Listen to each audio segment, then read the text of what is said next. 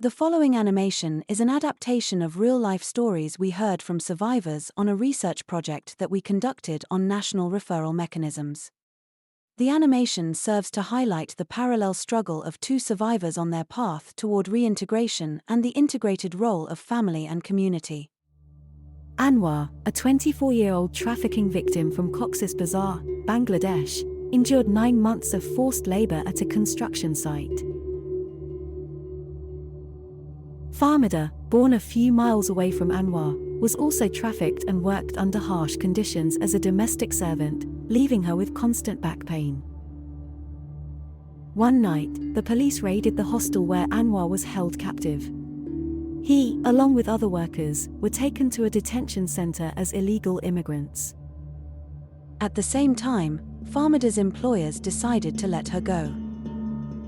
Fahmida has worked for years, with no salary nor savings.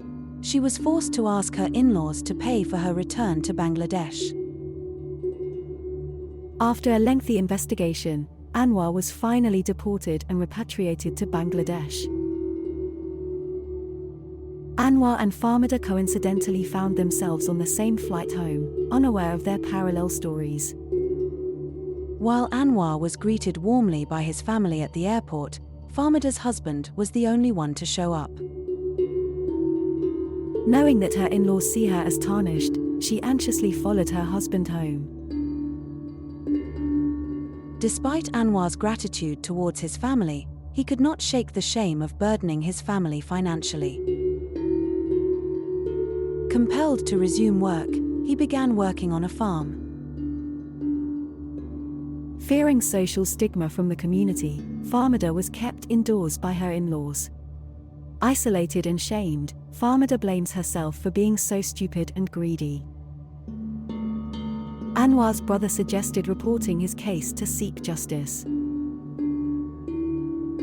The perpetrator was a powerful member of the community, and Anwar was afraid of what would happen to his family if he reported him. With family support, Anwar courageously pursued legal action.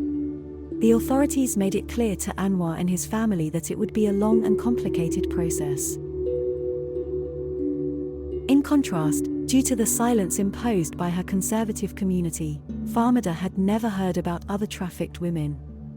Many women like her are isolated from each other, believing they are alone in their experiences. Despite support from his family, Anwar struggled to regain his old self, affecting his work.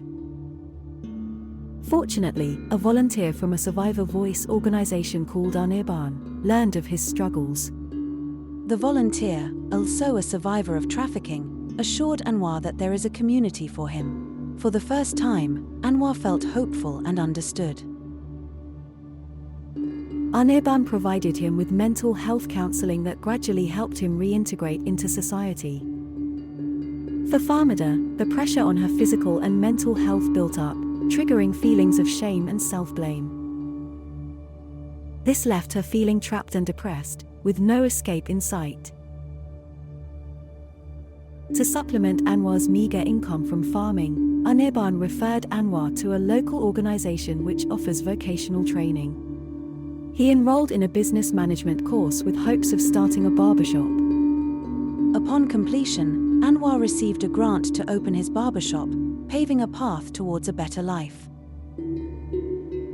Shandon excluded, Fahmida believed her only choice was to migrate once again with help from a local broker. When the bank refused her, she resorted to a loan shark to pay for her trip. Despite her unresolved trauma and fear, Fahmida is on the move again.